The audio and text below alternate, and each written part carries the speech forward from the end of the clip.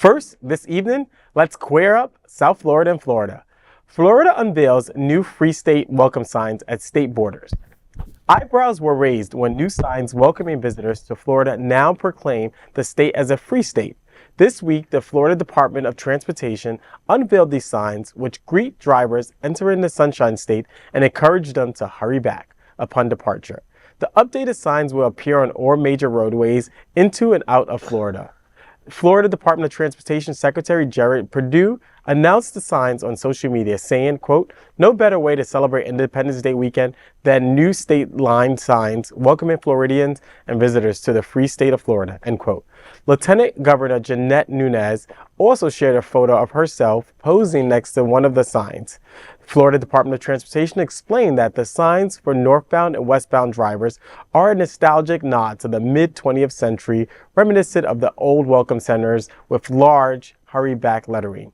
The signs add the name Governor Ron DeSantis. The term Free State of Florida has been frequently used by Governor Ron DeSantis and his administration.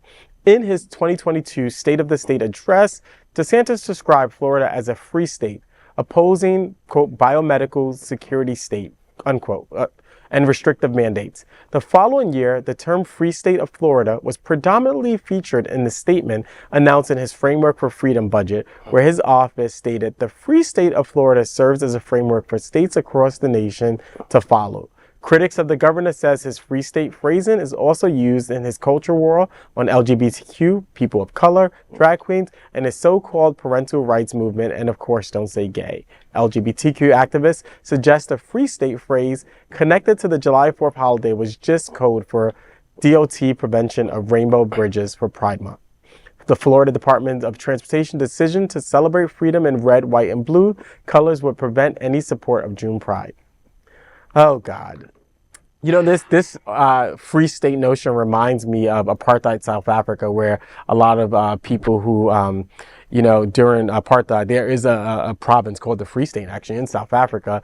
And in the Free State was actually all those who were racist and people, you know, who were sort of the leaders of the apartheid movement. And so it just reminds me of discriminatory policy. It just, there's something nasty about calling it the Free State. Also, a free state within our union of our 50 states. It's weird. It sounds like he wants to like chop off Florida from the rest of the country and start this movement. And he's already kind of started it with his policies, discriminatory policies against various communities, such as the gay community, such as the black community, right? And so it just, it doesn't rub me the right way.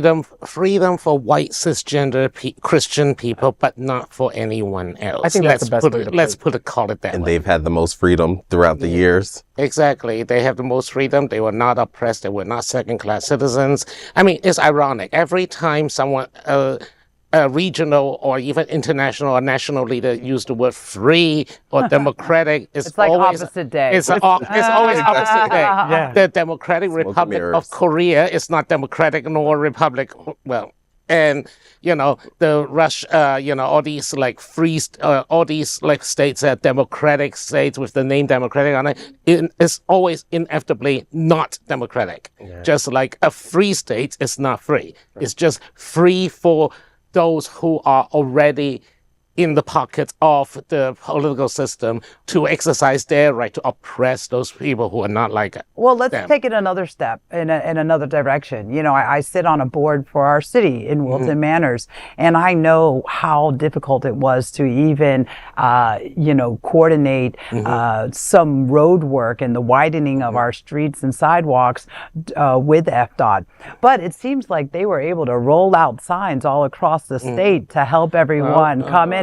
I'm curious to know how much that costs, and is there any money left in the account to handle infrastructure and other maybe even ditches and holes that we find on our highways, on our roads. On our roads. And so I'm glad that we're putting all this decorative, you know, these decorative signs and boosting our governor's ego at the moment. That's all but I know that that money probably could have been used for something better. Well, I want to know, if we're using the term free state, why are we still attacking drag queens? Why are they not letting kids be transitioning whenever they want to? Why are you not pushing a free state Like California, I would think is more of a free state than Florida. Mm-hmm. They have so many laws that are helpful to our community and helpful to homeless and helpful to people that are not in certain positions, but we're the free state. To Bobby's point, Dr. Bobby's point, every time somebody says free or democracy, it's always the opposite, right? And that's exactly what the case is.